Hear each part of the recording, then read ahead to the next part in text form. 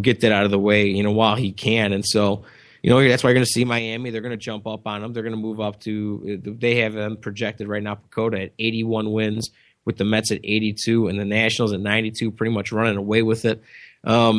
So yeah, no, I'm not really, too concerned about, I don't think the East in the NL is going to be all that competitive this year, especially now you move Scherzer there. Again, we talked about last week, Washington might make some moves, in terms of kind of moving one of those starting pitchers, maybe Strasburg, but they do need to think about him. They need to think about Gio Gonzalez. They need to think about Jordan Zimmerman. They're all coming up for free agency soon, so that's something you're going to need to address.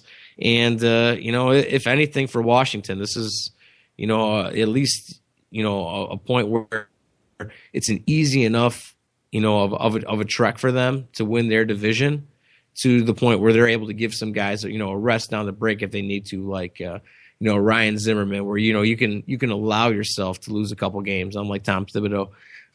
You need to learn how to lose games sometimes, where it's just, it's a long, grueling season. We're going to give our guys a break. You know what I mean? You can basically write them up for, a Sunday lineup for, I think, pretty much all 2015. Well, yeah. Jumping back to Ryan Howard for a second, he's 35, just turned 35. He signed through 2016. He's a big left-handed home run hitting bat. He did strike out 190 times last year, only hit 223. That screams New York Yankees right there. Yeah, it really does. And I think, when it comes down to it, I think Ruben will probably be more than willing to eat at least a little bit of that money just to get him off the books. I don't know who the Yankees have to trade, but that's if the Yankees are toying around the wild card spot and they feel like a left-handed bat in Yankee Stadium will put them over the top. That screams New York Yankees trade right there. Oh, you got it, man. I was even kind of surprised to see them let go of Martin Prado. I thought that was, this in terms of the Yankees. I thought he was a pretty good fit for kind of what they did, at least in terms of having older players, but at least he was more of one of the versatile and consistent players. But now, Teixeira, he's bound to get hurt, so why not pick up Ryan Howard? And the Yankees won 84 games last year. Everyone was talking about what a down year it was. I mean, I know that Pacoda has them set for 80, but if they're in that 500 range and they could possibly be knocking on the door of that last wild card spot, you might see them get a little antsy, I think. Yeah, and I guess we'll turn this to Al Pacoda again, so we'll talk about the AL for a minute here still. But just because it's interesting, because to see what they've done, they do need to do a little bit of work to their starting rotation. I think that's kind of an issue. But, getting a full season at Didi Gregorius, coming over from Arizona, that was kind of a weird situation that he was in with that ball club, who went through, several changes this year. He was kind of the odd man out. They ended up moving him to the Yankees. So, we'll kind of see, what he's going to be able to do, and kind of a full season here with an honest look at it. And Arizona, they really don't have them in the cellar. They have them at 74 wins, which is good enough for fourth place in the West, right above Colorado Rockies at 72.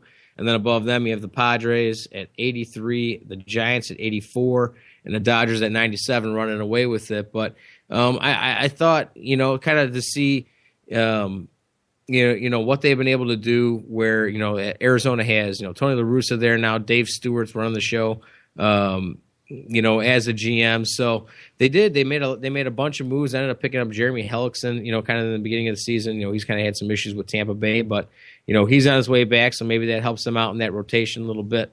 But, they definitely went through, made some changes, ended up picking up, the big Cuban player, the big third baseman, Yasmani Thomas. So we'll kind of see what shakes with that. Hopefully, I'm not sure if he has that impact bat that Jose Abreu did when he came over, but I do think, he'll be pretty effective, and at least it's kind of somebody for Arizona to look forward to, to having in that lineup. And probably maybe one of the more interesting things is the whole San Diego Padres Giants, where, they're kind of closer, because San Diego, again, they're another one of those teams where they went through and they fired Josh Burns and went through and kind of made some changes, brought in AJ Preller, who again kind of reshaped this team. Went through, got out some good pitchers, picked up a good prospect in Aaron Northcraft, signed a couple of projects in Brandon Morrow and Brandon Maurer, along with Josh Johnson, re-signing him. But, overall, I think they made some pretty good changes to their team, at least, bringing in Derek Norris, reshaped their entire outfield with, Matt Kemp and Justin Upton, Will Myers. These are all guys that I think, they might be able to actually finally give them some hitting to match that pitching staff in that ballpark, don't you think? Oh, the Dodgers? This is the San Diego. San Diego Padres. Sorry, I'm sorry. Those are big changes. I was doing behind-the-scenes producer stuff while you were talking. The Padres, they're one of those teams that they're very bland. It's fitting that their uniforms are partly beige on certain days. You know what I mean? Even they do it on purpose. Yeah, it's like, we're the Padres. We might be good, but then again, we play in San Diego, so who really cares? The weather's nice. Yeah. You look at their biggest signing based on WAR rating was Clint Barmas at 36 years old, and then Brandon Morrow at 30. Yeah, and here's the thing, though. Even though that's the situation, honestly, I think that Bland thing might work out for them this year. I think they might be able to sneak up on a couple teams, at least, like I said. Having Matt Kemp, Justin Upton, and Will Myers all in the same outfield, that's a big jump. So, they might not have signed those big free agents, but they did acquire, quite a few people, at least to help them out offensively, because not only did they add, that to their outfield, they added the big bat of, Clint Barmas, but they added Will Middlebrooks. They picked him up from Boston. They also picked up Derek Norris from Oakland, and then signed Will Nieves to kind of back him up. But honestly, they made quite a few changes to their offense, and I think that was, their biggest thing was kind of shoring up the offense and the defense at the same time. And I think A.J. Preller was able to do a pretty good job of that. So you might see them sneak up on a couple people this year. That's going to be a tough division because I think 74 is low for the Diamondbacks. I mean, they were a train wreck last year, but they started the year in Australia playing the Dodgers, and they never got that ship never got righted. They never found a rhythm. Until it was way too late. They started playing some decent ball in the middle of summer, and by the end of it cost Kirk Gibson his job, and it was just a mess. I think 74 might be lowballing the D-backs a little bit. Yeah, maybe. That was, maybe kind of have them come back to the normal a little bit more this year. But again, they're another one of those teams. They made a bunch of changes, at least in terms of, moving a lot of their pitching prospects that they were expecting to contribute and kind of have been, like at least in terms of Charles Brewer, they move him with Trevor Bauer. They team up again in Cleveland now after being teammates coming up through the Arizona organization. So definitely interesting, and basically how this is going to happen. Man, we ran out of time. I talk too much sometimes, and so we don't get to everything. We're gonna pass on the NL Central. We're gonna get back to that. We're gonna talk about that a little bit later, just because it's my show and Bob's not here, and I'm gonna do what I want. And how this works, guys. When we come back, we're going to talk about the Super Bowl, go over maybe some of the the great commercials that we saw, maybe talk about some Katy Perry and some Sharks.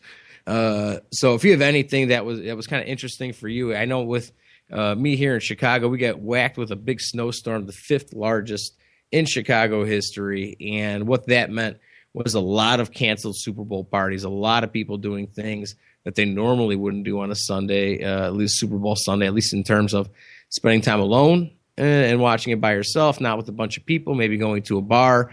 Anybody that has a dish, if you watched it and you were able to catch it all without any issues, congratulations. That's a big issue. So anything that was a little bit different, something that made you enjoy your Super Bowl Sunday, or maybe just to talk about, who's really to blame for that awful play call? You can get to us here at 585-633-7487. 585-633-7487. Find us on Late Night Sports Radio at LNS Sports Radio, and also at Johnnie Bobbo.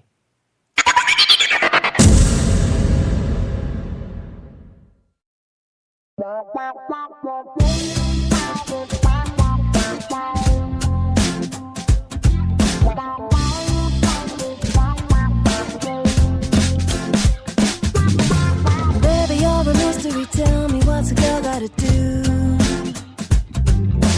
Looking at the history doesn't seem to give any clue. Just when I think I understand it all, you seem to unravel.